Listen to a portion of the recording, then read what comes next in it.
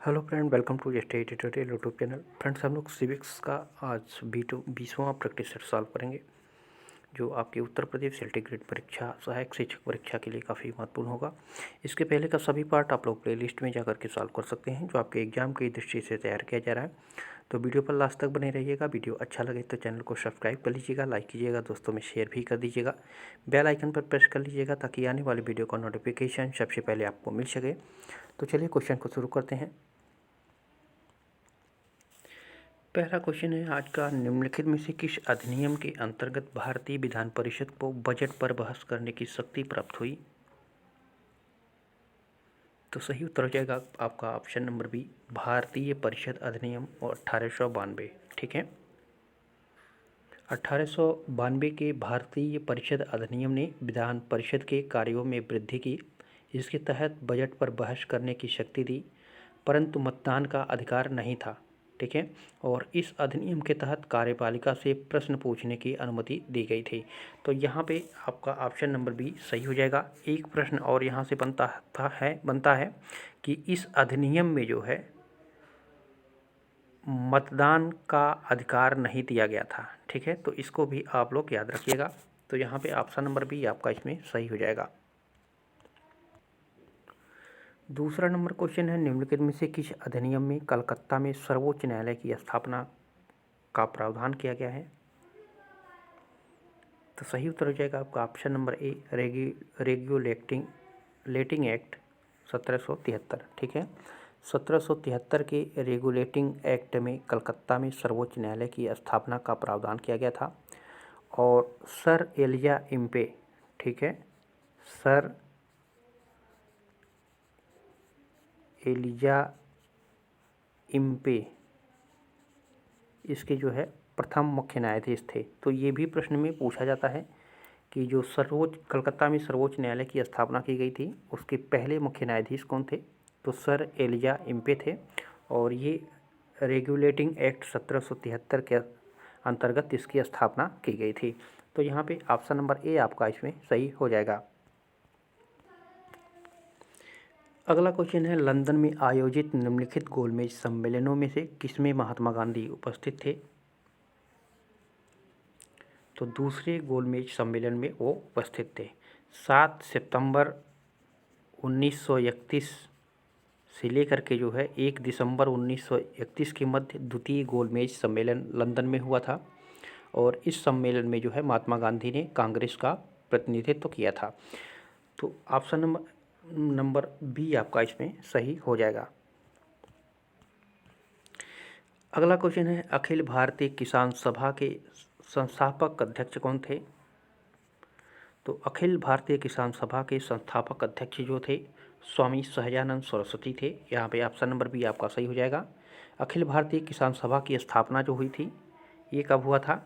तो ये 1936 में, ठीक है, 1936 में इसकी स्थापना भारतीय राष्ट्रीय कांग्रेस के लखनऊ अधिवेशन में किया गया था। और स्वामी सहजानंद सरस्वती जो है अखिल भारतीय किसान सभा के संस्थापक अध्यक्ष थे। तो इन सभी पॉइंट को याद रखिएगा। इसकी स्थापना 1936 में किया गया था, लखनऊ अधिवेशन में किया गया था। ठीक है, और सहजानंद सरस्वती जो है इसके प्रथम अध्यक्ष थे। अगला क्वेश्चन है, निम्नलिखित में से किसे भारत में स्थानीय स्वशासन का जनक माना जाता है? तो आप लोग जानते होंगे लॉर्ड रिपन को। डी ऑप्शन करेक्ट हो जाएगा। लॉर्ड रिपन के कार्यकाल में प्रस्तुत स्थानीय स्वशासन प्रस्ताव जो हुआ था 1882 ईस्वी में, इससे भारत में आधुनिक स्वशासन का प्रारंभ माना जाता है। और लॉर्ड रिपन को जो है स्थानीय स्वशासन का पिता भी कहा जाता है। तो यहाँ पे ऑप्शन नंबर डी आपका इसमें सही हो जाएगा। अगला क्वेश्चन है, निम्नलिखित में से कौन सुमेलित नहीं है? प्रश्न में पूछा है। तो मोतीलाल नेहरू नेहरू रिपोर्ट से संबंधित है, सही है। एम के गांधी चंपारण आंदोलन से, ये भी सही है। S C Bose forward block से, ये भी आपका सही है। एम ए जिन्ना खिलाफत आंदोलन से, ये गलत है। ठीक है, ये ऑप्शन आपका इसमें गलत हो जाएगा, इसलिए ये ऑप्शन सही है। ठीक है, खिलाफत आंदोलन अगर देखा जाए तो मुख्य रूप से इसका श्रेय अली बंधु को जाता है। इसके शौकत अली और एवं, ठीक है, मोहम्मद अली, ये दोनों भाई थे मोहम्मद अली।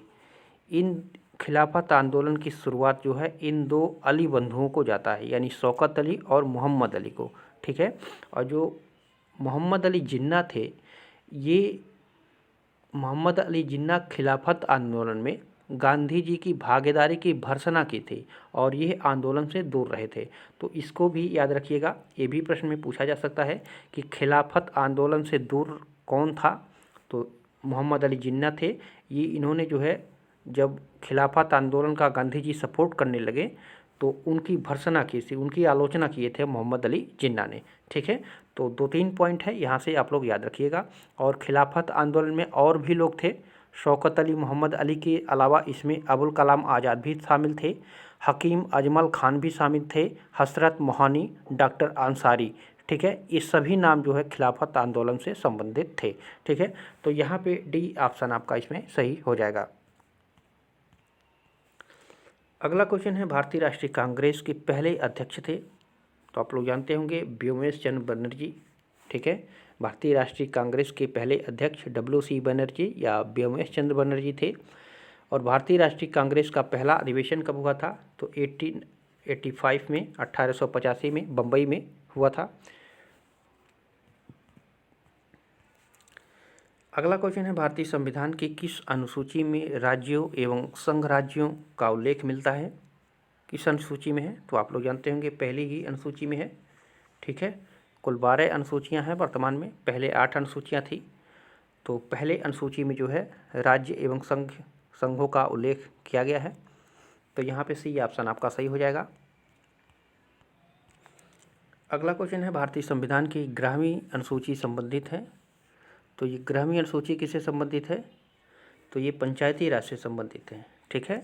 जो 73वां संविधान संशोधन हुआ था 1992 में और 1993 में ये प्रभावी हुआ था 73वां संविधान संशोधन। इसके द्वारा जो है संविधान के भाग 9 में एवं अनुसूची 11 को जोड़ करके जो है पंचायती राज संस्थाओं को संवैधानिक स्तर का दर्जा प्रदान किया गया था। तो यहाँ पे ऑप्शन नंबर ए आपका इसमें सही हो जाएगा। अगला क्वेश्चन है, सूचना का अधिकार के संबंध में निम्नलिखित कथनों में से कौन सा सही है? तो क्या सूचना का अधिकार राजनीतिक है? नहीं है। नैतिक है? नहीं है। एक विधिक अधिकार है, ठीक है। सूचना का अधिकार जो है एक विधिक अधिकार है, जिसे सूचना के अधिकार अधिनियम 2005 के तहत नागरिकों को प्रदान किया गया है। और सर्वोच्च न्यायालय ने सूचना के अधिकार को अनुच्छेद 19 के तहत जो है शामिल माना है। इसको भी आप याद रखिएगा, सूचना के अधिकार को किस अनुच्छेद के तहत माना गया है? तो अनुच्छेद 19 के तहत जो है इसको शामिल किया गया है। अगला क्वेश्चन है, भारतीय संविधान का अनुच्छेद 40 राज्य को सार्थक कदमों हेतु परामर्श देता है। तो किसको परामर्श देता है?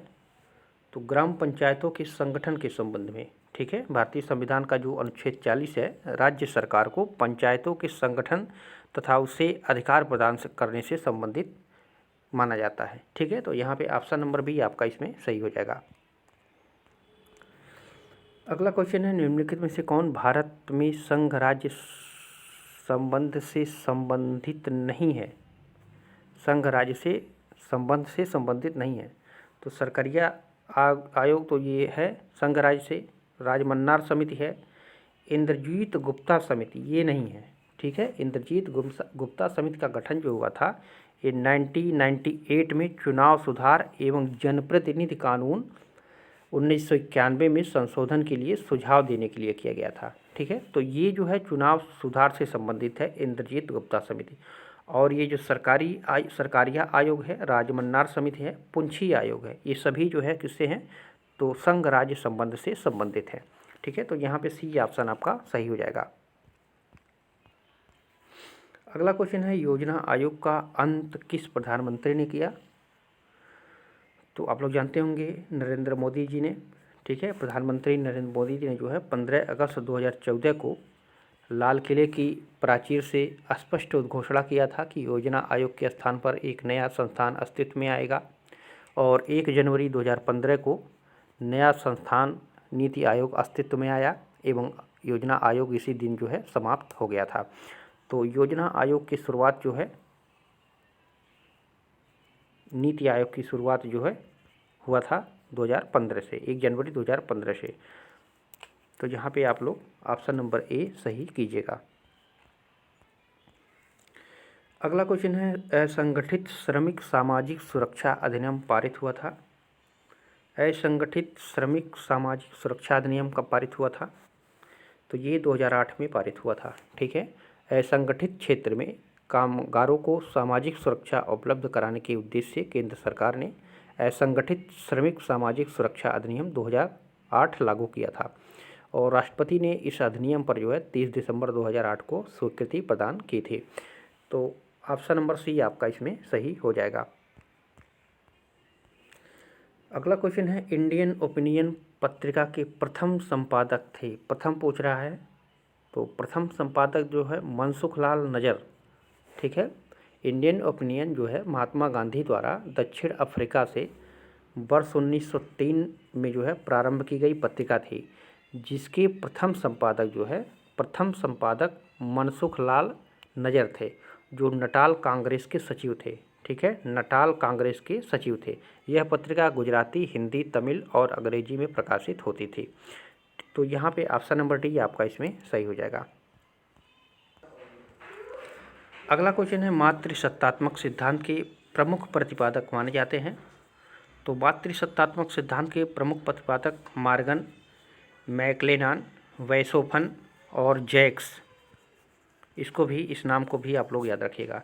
ये 4 नाम हैं जो मातृसत्तात्मक सिद्धांत के प्रमुख प्रतिपादक के रूप में जाने जाते हैं। तो यहाँ पे डी ऑप्शन आपका करेक्ट हो जाएगा। अगला क्वेश्चन है, संकल्प शक्ति का नहीं राज्य का आधार है। निम्नलिखित में से किसका कथन है ये? तो ये कथन है आपका टी.एच. ग्रीन का। ये की नहीं है बल्कि टी.एच. ग्रीन है, तो इसको ध्यान दीजिएगा। यहाँ पे भी ऑप्शन सही हो जाएगा। टी.एच. ग्रीन ने कहा था संकल्प शक्ति का नहीं राज्य का आधार है। कल भी एक प्रश्न ऐसा आया था, तो इसका अर्थ पूछा गया था। ठीक है, तो उसको भी आप लोग देखिएगा। सभी क्वेश्चन को सॉल्व कराया जाएगा जो इम्पॉर्टेंट है परीक्षा की दृष्टि से।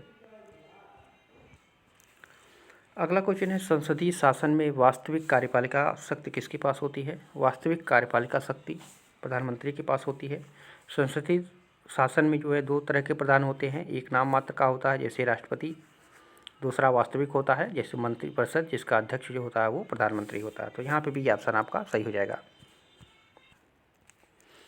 अगला क्वेश्चन है, लोक कल्याणकारी राज्य के विचार के उद्भव के मूल में क्या बात थी? तो आर्थिक मंदी थी। ठीक है, आर्थिक मंदी के प्रमुख कारणों में एक कारण पूंजीवादी शोषणकारी व्यवस्था थी और इस व्यवस्था को हटाने के लिए जो है लोक कल्याणकारी राज्य को बढ़ावा दिया गया था।